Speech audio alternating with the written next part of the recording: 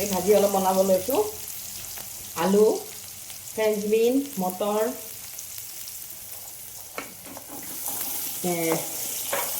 Beet গোটেইখিনিয়ে দিছোঁ।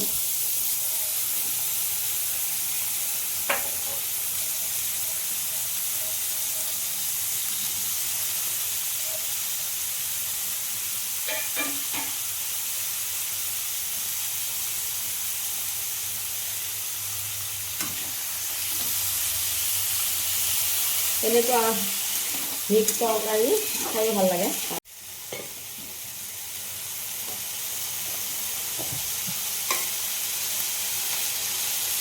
নিমখ দিওঁ,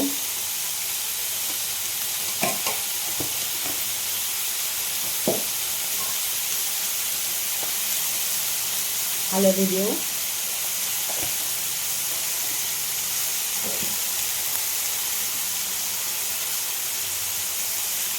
জিৰা অকণমান জিৰা গুড়ি দিছোঁ,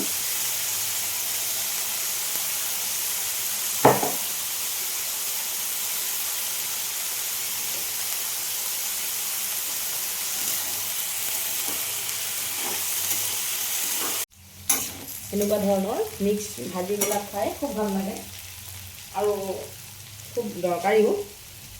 ৰঙা, সেউজীয়া, হালধীয়া এইখিনি আমাৰ স্বাস্থ্যৰ কাৰণে খুব দৰকাৰ। লগত ভাল লাগিবৰ কাৰণে আলু দিছোঁ আৰু একে সমানে একে জোখত কাটি পেলাই। খুব সুন্দৰ এইবিলাক তৰকাৰী। ঠাণ্ডা দিনত ইমান তৰকাৰী পোৱা যায়, কিন্তু গৰম দিনৰ তৰকাৰীখিনি অলপ বেলেগ বাৰু।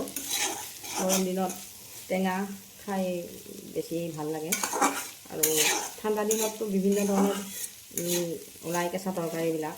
এই কেঁচা তৰকাৰীবিলাক ৰান্ধিও ভাল লাগে, চাইও ভাল লাগে, খাইও ভাল লাগে। হৈছে আৰু এইখিনি। আপোনালোকে কেনেকুৱা পায় জনাবচোন, আপোনালোকৰ মতামতবিলাক জনাব। তৰকাৰীবিলাক কি কি তৰকাৰী খাই ভাল পায়, ভিডিঅ'বিলাক কেনেকুৱা লাগিল কমেণ্টবিলাক কৰিলে ভাল লাগে। এইখিনি হৈ গ'ল, এতিয়া নমাই থৈ দিওঁ।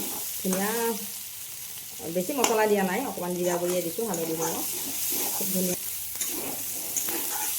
হৈছে আৰু এইখিনি নমাই থৈ দিওঁ।